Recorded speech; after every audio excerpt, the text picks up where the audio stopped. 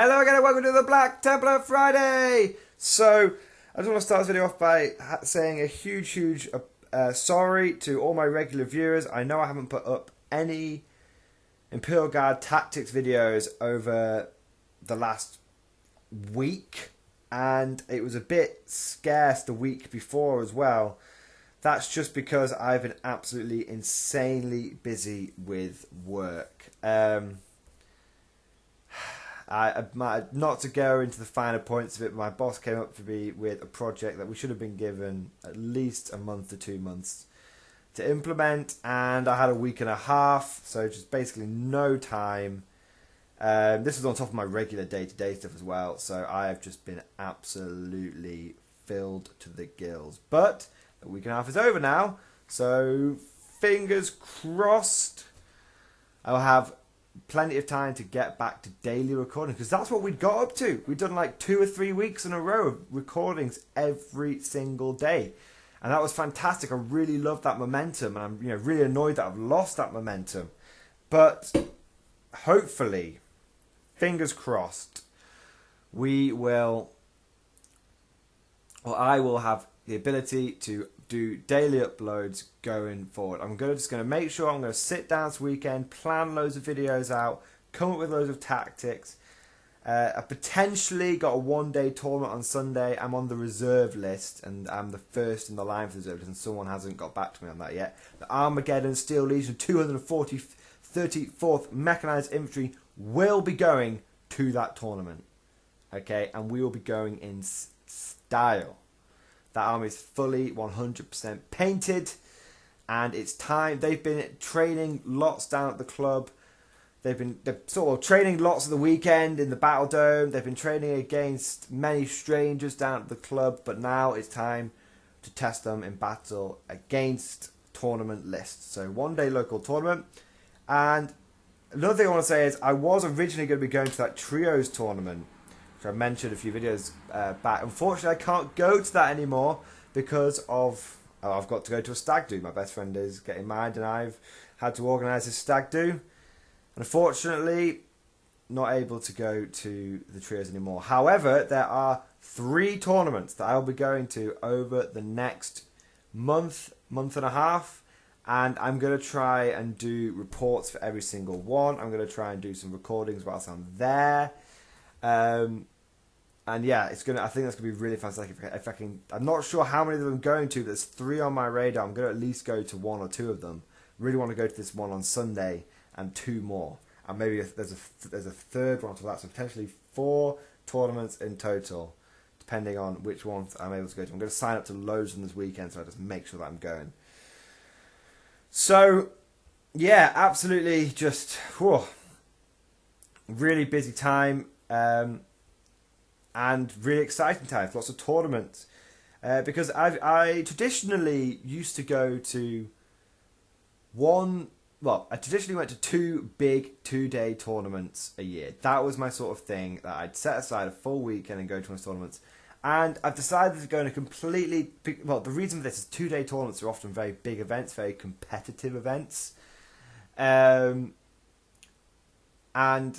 so you often get, whilst it's quite grueling, you often get a really good sense of the meta of the competitive armies that are currently dominating the general meta of 40k. But I think what I'm going to do is I'll probably go to 1 big tournament a year now, and instead intersperse that with lots and lots of one-day tournaments. Because these one-day tournaments are like £5 or £10 to go to. They're next to nothing, like almost next to nothing. So I'm happy to go to those almost every, 1 a month, every month. I'm happy to go to. That's what I'm aiming for. Just going to absolutely smash the tournament scene, and I'm going to be taking guard. Let's get some proper guard tournament, experience. Let's get some smashed in there. It's going to be good. Also, though, I'll probably end up taking to at least 1 or 2 of them the Lazarus Crusade, the Black Templars, because I'm really working hard at the moment with the 234th Armageddon Mechanized Infantry, the Iron Bloods, with them basically complete now. I mean, Ideally, to be fully optimized, I need to take the heavy weapons out and instead use more riflemen in those squads and have a psyker instead. But that's like a tiny... There's literally like a 40-point inefficiency in that list. I can live with that. So with that obviously done, and my Mordians, they're okay at the moment. They're not super well painted, but they're passable. They're tabletop standard for tournaments. And I'm sort of slowly converting my Cadians into Mordians. But the big project that I'm working on at the moment is getting the Black Tide painted up. At this moment, I can historically say I am over halfway. The Empress Champion is painted up. The Chaplain Lazarus is painted up. The second Chaplain is painted up. They're the three characters I thought I had one more character. Oh, the cat. So those three characters are painted up. 40 choppy Marines are painted up. And 54 shooty Crusaders are painted up. So that leaves... Well, we'll say 54. 14, sorry. No, 15. 15 choppy Crusaders are painted up. All the shoulder pads are done on all the Marines, which makes it really quick. So essentially, guys, 55 Crusaders and 3 characters are done. That just leaves me with 45 Crusaders and 2 characters that need to be done. Now, that still sounds like a lot. That's still 45 Marines. I mean, that's more Marines than what most people actually ever own. But we're over the hump. We're over the halfway point now. And we're painting up basically a squad every 2 weeks, which means in a month or 2. I mean, ideally, by the end of July, I want the Black Tide finished. Okay? And because I want to take this Black Tide to some tournaments, I want to see how, it's smashing the local meta, guys. Absolutely smashing the local meta. In all the games I've played with it, it's only lost in 1 so far. All the proper games. I never really count the first... No, that's not true. All the games but 1 I have won with the Black Tide. Which is absolutely fantastic. That's a really, really good sign, should we say. And the one game I lost was this Tuesday, and I'll be absolutely honest, I didn't play my best, and I was really pushing some new tactics with the Black Tide. And also, partly, it was my first time facing Mortarion, the Deamon Primarch, and he's an absolute beast. And now I faced down plenty of Magnuses in my time. I faced down plenty of the normal Deamon Primarch Magnus. And whilst he's tough, I've always found that he's pretty easy to kill. Because he has what you can basically unload your entire army into him on one turn, and that generally kills him. And when you might think, well, you've wasted an entire turn shooting, but you haven't really, because he's like 400 points or something stupid.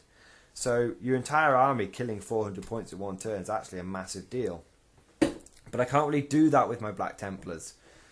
So Imperial Guard, I don't really struggle against Deamon Primarchs or any army that relies on one big super unit. Black Templars, it was different. I didn't know about... This is if you're a Black Templar or an Imperial Guard player, this is just useful information to have, by the way, so don't be just switching off just yet. I did not know about his Reaping Scythe, which means for every attack he actually has 3 attacks if you use the Reaping Scythe. And it's just brutal. I also didn't know that if you get within 6 inches or 7 inches of Magnus in the fight phase, whether you're engaged in combat with him or not, if you're within 7 inches at the start of the fight phase and before anyone swings, on a 4-up you take D3 mortal wounds. Now I knew that if you got too close to him, he did mortal wounds. I thought it was just on a 4-up he did a mortal wound. Didn't appreciate that on a 4-up he did D3, and obviously mortal wounds spill over, guys. So when I Magnus came sweeping in against one of my choppy blobs. And they'd taken a little bit of damage, but there was 25 Crusaders. 25 close combat armed Marines. Okay? And I went, fuck it, I charged him. I charged Magnus. And didn't go so well. My men fought valiantly, but against a Deamon Primarch, there was nothing they could do. It was a little heartbreaking, guys. I'm not gonna lie. And even my opponent was like, that's 25 Marines he's just gone through. There's very little in this game. And honestly, think about it. Think about in close combat a single unit that can destroy 25 Marines in one fight phase. There's very little that can do that. Magnus is part of that very little. I had rerolls against him as well. With because my chaplain was within 6 inches. It didn't help. Essentially, guys, what happened was I charged Magnus with 25 Marines. And he got a 4+. There was 3 squads there. A 5-man squad and 2 10-man squads. He got a 4+ to do mortal wounds against every single unit. On 2 units, he did 3 wounds. So that's just 3 Marines dead. On another unit, he did 2. That's 8 Marines dead before they even got to swing. One squad, the bigger squad with the power fist, was able to swing. They were able to do about 3 wounds to him. And then he interrupted. And in one interruption, he killed, because each attack gives him 3 attacks, so he gets something like 12 attacks or more, or something, 18 attacks. I'm not even sure how many it was. He just scythed down everyone. Because Death to the False Emperor, guys. When each attack gives you 3 attacks, when each attack gives you an additional attack, if you get 1/6, that 6 gives you 3 extra attacks. Because it gives you 1 extra attack, which you can then use on the Reaping Scythe. Maybe my opponent used it wrongly, but it was absolutely brutal. And that scythe, low did it reap. That's a little heartbreaking, but in a little bit of revenge. So that's obviously, that's tough. On your turn 1 to lose 25 Marines in your own turn. That was really tough. And then he wasn't dead, and it was my opponent's turn 2, so then he was able to kill another 30 Marines. So when it came to my turn 2, I only had my 40 shooting Marines left over, which is really tough. But a moment of absolute awesomeness was in my opponent's turn 2. He charged the Emperor's Champion, and he split with 3 of the squads. He split his attacks, and the Emperor's Champion was able to live on 2 wounds, and the Emperor's Champion fought back, and in one go, thanks to, I used 3 command points for Honour the Chapter, but in one fight phase, and my opponent was incredibly lucky with his Feel No Pains, my one fight phase, the Emperor's Champion took 11 wounds off Magnus. That was epic. Absolutely epic. Which meant he only had, I don't know how many wounds he had left after that, but in my turn 2, I was able to fall back, and my 40 shooting Marines unloaded into Magnus and killed him. And the Emperor's Champion, if I hadn't had it, all I can say is if I had not had an Emperor's Champion, a 75-point model, my entire army would have been lost to Magnus, no doubt. No doubt.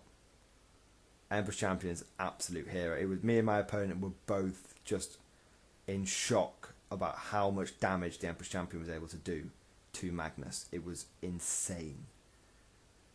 11 wounds in 2 fight phases against, a model of that power. It's just gives you an appreciation for how awesome the Emperor's Champion is. So when the Black Tide, so obviously that's a lesson to be learned with the Black Tide there. Lesson really to learn is, if Magnus is going to come in and sweep away 25 Marines, he can do it on his turn. Because what would have happened in that case is, Magnus, if I hadn't charged him on my turn 1, Magnus would have charged me on his turn 2, and I still would have lost those 25 Marines. But Magnus then would have been able to charge another 30-man blob, which meant I would have had 30 more Marines left alive at the end of my turn 2, which was really significant. So I've learned that lesson now. I didn't know if 25 Marines would be able to kill Magnus. I thought they might hold him up for a turn or two. And I thought they'd do some damage to him, but he's just a tough old beast, he is. And it actually, what me and my opponent both said, is when Magnus was actually for once, facing a close combat army, because Magnus always seems to, or not Magnus, Mortarian. Have I been saying Magnus the entire time? Mortarian. Apologies, guys, if some of you have been thinking, what the fuck is he talking about? Reaping Scythe on Magnus. Okay. I can't bother going back and redoing this entire video. But Mortarian is an absolute beast, just for clarification. Reaping Scythe on Mortarian. And what I've learned, what it showed when facing like an army like mine, is it felt like actually facing a Deamon Primarch. What normally happens when you're facing Magnus or Mortarian is that they fly forward, do some damage, and then get shot to death in one turn. And this actually felt like a Deamon Primarch being an almost unstoppable force, and it coming down to a single champion of the Emperor, or Emperor's champion, one might say, doing what had to be done to do the damage to kill him. So, but anyway, that's sort of a bit of feedback on just Deamon Primarchs in general, guys. Just shoot the fuckers to death. That's what you've got to do. You can't engage them in close combat.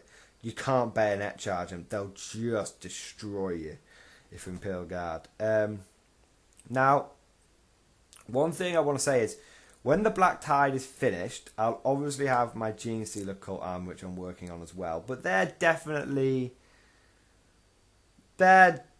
sort of waiting for the codex to come out for them, and they're more of a fun project. They're good. I'm not planning on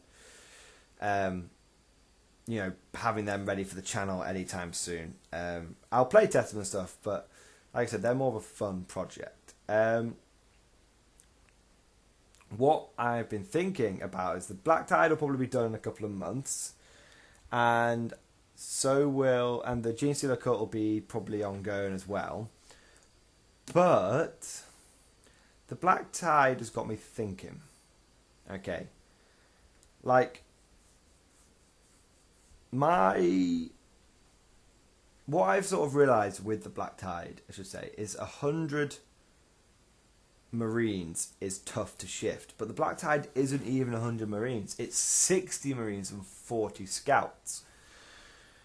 So it's not as tough as it could possibly be. And what I've noticed is my close combat Marines, whilst fluffy and pretty good, it tends to feel like the shooty Marines, even though there's less of them, they're always the ones that are around at the end doing the majority of the damage.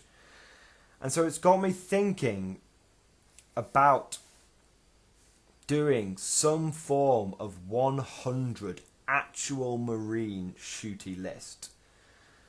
Now, the problem I have is that I don't really want to buy another 100 Marines, or even another 60 Marines. And I don't feel like having a shooty Black Templar army would actually work. But there's been some whisperings in my ear, whisperings from the warp. And I've been taking a look at my Chaos army, and some evil, possibly heretical thoughts have been leaking into my brain. Now, I know I must seek out an Inquisitor straight away, guys. But I've been thinking about a Chaos list which is 100 Marines. 100 Chaos Space Marines. Now, some of you will be saying, that's just madness. I mean, you've just painted 100 Loyalists. How can you possibly think about painting 100 Chaos Space Marines? Well, the thing is I already own a huge amount of Chaos Marines. I'm not even joking. Like, my entire Chaos army is basically infantry. And the reason for this is, some of you may know if you've listened to my channel for a while, is that my Chaos army is literally like, I brought together different Chaos armies which have been abandoned by people over the years. So the first time I got some Chaos, one of my friend's brothers, he just said, I don't want these Iron Warriors anymore. Chaos are rubbish, you can have them. I got them when I was like 14, 15. I ended up giving him like a tenner for them because I felt bad. But that was my first amount of Marines, and then over the years I've either bought a couple of bits here and there, but again been given off-cast. Like I got given 20 Marines by another guy, and I've just come into possession of a box of like 35 Marines. Now they're a mix of Chaos and not Chaos, but I can turn them into Chaos. And basically what we're looking at, guys, is I've probably got about 70... I've got 100 infantry, but 40 of them are Khorne Berserkers. Which I'm not wanting for the Khorne Berserkers are amazing, guys, but they're not what I want for the purpose of this experiment. I'm thinking about 100 shooty Chaos Space Marines. Now I don't know if it's better to go Chaos Space Marines or Loyalist Space Marines. I mean, my instinct says Loyalist Marines are better because you can have captains and lieutenants, so you can get reroll 1s to hit, reroll 1s to wound. And that's very true. But I feel like regular Chaos Space Marines have an edge. Purely because of the squads you can take. You can take 20-man Chaos Space Marine squads. Okay? 20-man Chaos Space Marine squads. And in those squads, you're allowed to take 2 special weapons and a combi weapon on the sergeant. So the reason when I was building my Black Templars, the reason I had to build multiple 10-man squads was because I needed to be able to, rather than 20-man Crusader squads, was because you only ever got 1 special weapon and 1 combi weapon. Sure, you could do like a heavy weapon as well, but what you really wanted to be doing is moving forward, being aggressive, and so that's why I took loads of 10-man squads. But if I'm playing Chaos Space Marines, yes, I could just take a 10-man squad and with 2 plasma weapons and a common plasma and do that over and over again. But that gets very expensive very quickly. Not even kidding, guys. Doing that, I wouldn't be able to get 100 Marines. But taking 2 combi, but taking as Chaos Space Marines, I can take in 20-man squads. Like I said, I can take 20-man squads and take 2 plasma and a common plasma. That's 3 plasmas in a Chaos Space Marine squad versus 2 in a Loyalist Space Marine squad. So I have like 20 plasma guns, or I have the ability to field 20 special weapons across my 10 Crusader squads. But as Chaos Space Marines, I can take 6 squads and put 17 Marines at each one, and that's 6 times 3, that's 18 special weapons. Which is 18 like plasma guns, for example. And that's really big. That's really, really big. That's like, suddenly I'm running 100 Marines. I'm running the same amount of special weapons, basically the same amount, but all of my guys have got power armor. All of them. Not 60% of them, all of them. That is tough. That is really, really tough. And the best thing about it is, firstly, I can still take a power weapon with the points I've worked out, I can still take a power weapon in every squad. And secondly, unlike Loyalists, these Chaos Space Marines are no slouch in close combat. They're no slouch at all. Thanks to Death to the False Emperor, any 6s that I get to hit in close combat with Loyalist Marines, with Chaos Space Marines against armies of the Imperium, which are the most common armies anyone ever faces, I get to extra attack. So in a squad of and that can be easily improved to a 5+ through various means, which means on a squad of 17 or 18 guys, or squad of, I should say, 17, but plus 1 attack for the sergeant, 18. Even without the bit, that's an extra, a minimum extra 3 attacks, possibly an extra 6 attacks. That's really good. So how I would almost run this proposed Chaos Tide is I would have lots and lots of shooting marines and then not be afraid to get into close combat, because you've got the ability to generate extra attacks. And also, the thing is at the end of the day, a regular marine is no slouch in close combat. He is better than at least 50% of all of the units he's going to come into contact with in close combat. I mean, think about it. He's, a basic marine, if you compare that to all other standard infantry in the game, a basic marine is better than it. Okay, maybe harlequins, or orcs. But even then, he has so much more. But this is the thing: if I had 100 marines facing off against a green tide, I could just blast them away, and then I can get in combat. Because yeah, an orc has a lot of attacks, but he has no AP value, and so I would have quite high durability against an army like that. But other marines, I win out just because of Death to False Emperor. Guardsmen, Guardians, Tau, Skitarii. Trying to think what else. Cavalite Warriors. Sisters of Battle.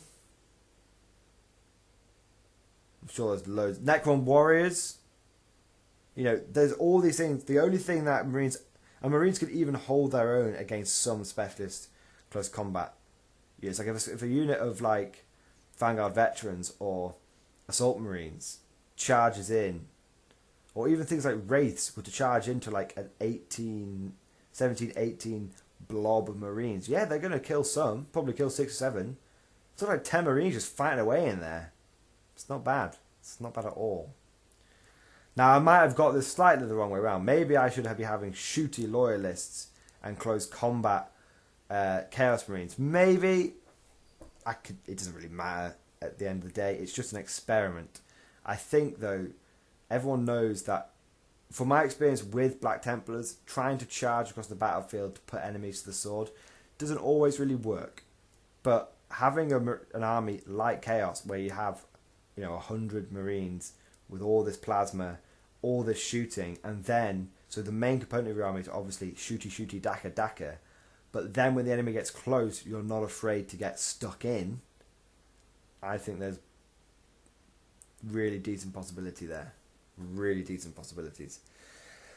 But I don't think that project's going to be coming along anytime soon. I mean, if I was to do it, I wouldn't be painting I've got to admit, guys, painting 100 Black Templars to the highest standard I can possibly achieve is fucking killing me. Like, the Steel Legion were tough, but at least there was vehicles which were quite easy to paint. Painting the Black Templars 100 Marines to the highest standard I can possibly do, it is soul crushing. I really, really enjoy doing it, but it is so time consuming. So if I was to do this Chaos Tide, it would almost be 3 killer minimum. It would be it would be base coat, like silver. I'd probably go for like an Iron Warriors kind of scheme, but mix up a bit. It would be base coat, dry brush, some minor fine detail, done. That would be it over and over and over again. But I'm not doing that with my Black Templars, because obviously I love my Black Templars and I love everything about them. But yeah, guys, I think I've waffled on enough now. Basically, to summarise, apologies for the lack of uploads. That should be corrected. My Black Tide has faced its first defeat at the hands of a Deamon Primarch. Lots and lots of things have been learned about Deamon Primarchs, Mortarion, and Magnus. Oh, I'm never going to live that one down, am I? And also that I'm thinking of getting together, of trying out a shooty Chaos Tide list. The only issues I can really foresee with the whole Chaos Tide list is they don't have a huge access to being immune to morale. But Iron Warriors get a Warlord trait, which makes everyone around them fearless. And the Abaddon, the Despoiler, does that as well, like for everyone within 12 inches. And also combination of Black Legion plus Icon of Vengeance. It basically is very possible to get Leadership 10 across the army, which is also really good, or Leadership 9 rerollable. So, yeah, I've got plenty of options, shall we say. But, basically, guys, that's it. So, I hope you guys have enjoyed this video. Thank you for being patient with me, and I'll see you guys next time.